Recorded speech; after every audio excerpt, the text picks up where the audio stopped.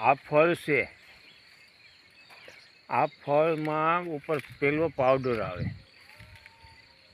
આમાં સફેદ પાવડર આવતો હોય, તો આ પાવડર ઉયો જાય ને આ લીલો કલર બતાતો હશે. જોઈજો, નજીકથી જુઓ કે અહીંથી પાવડર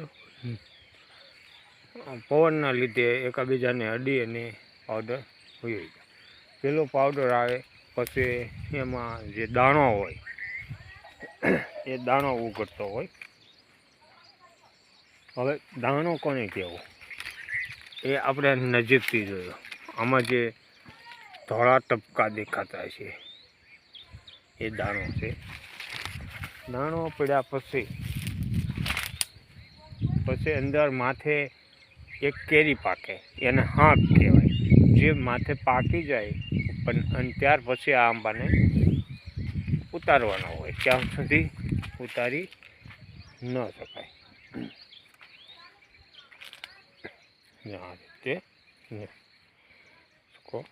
કે માથે ને માથે પાકી જાય પછી આનું આ જે ડીટીયું છે એ બેહવા મળે, નીચું ખાડો થઈ જેવું થઈ જાય.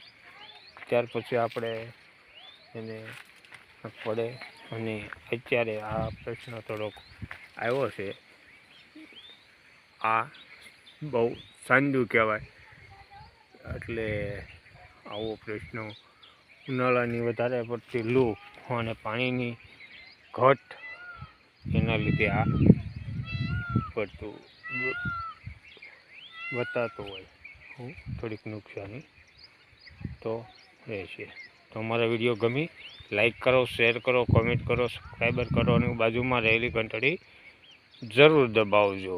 અન્ય લોકોને શેર કરજો, મિત્રોને, ખેડૂત મિત્રોને, જેથી એમ પણ આપણો વિડીયો જોઈ શકે, માહિતી લઈ શકે અને નોટિફિકેશન પણ તમને મળતા રહે. આભાર. ખાલી થઈ જાય. જે આવરણ હતું એ પુષ્કળ હતું અને હવે ફળ જે લાગવાના છે ને કેરી જે બેહવાની છે એ ઓછી પ્રમાણમાં રહે છે. આ એટલો બધો મોર આવ્યો હતો, આમાં 2 કેરી છે. આ રીતે બેઠક હોય કેરી. આમાં આ 1, 2, આ 5, 6 કેરી છે તો એમાંથી 1 થી 2 જ કેરી રહે, બાકીની બધી ખરી જ આવે. એટલે જે ઓના વર્ષમાં જેટલું આવરણ હતું એ ફાલ ખરી જાય છે. ઝાકળ આવે એટલે કેરી ન રહે, ખરી જાય.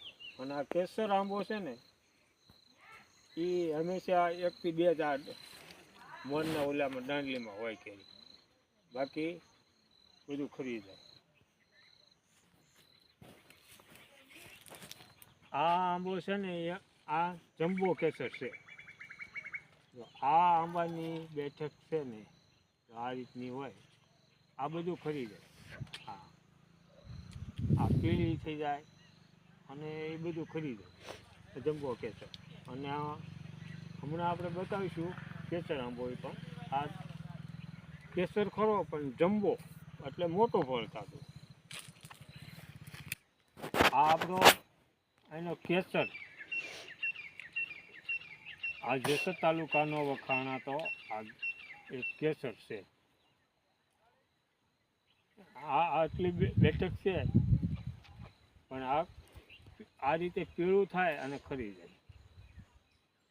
આ ખરી જાય, રહે નહીં આ ફળ.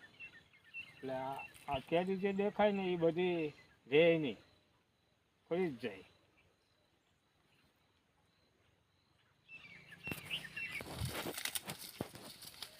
આ જે મોર દેખાય છે એક વાયરસ છે કયો કે જમરાઈ ગયેલો કયો, આને ફળ લાગતું નથી.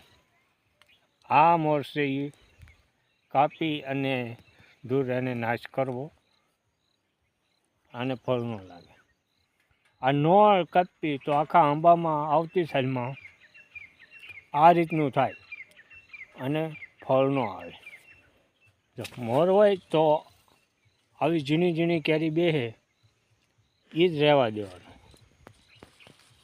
બાકીનો મોર બધોય કાપી અને એને નાશ કરો.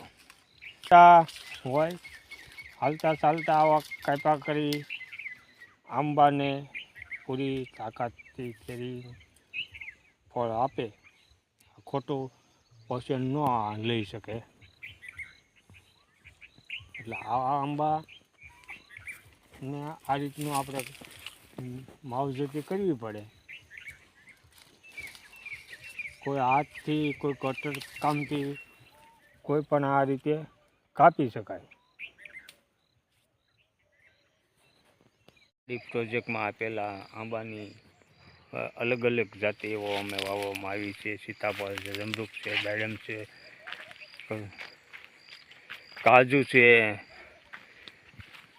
અનેક 20થી 25 વેરાયટીઓ આમાં વનસ્પતિની અમે વાવવામાં આવી છે.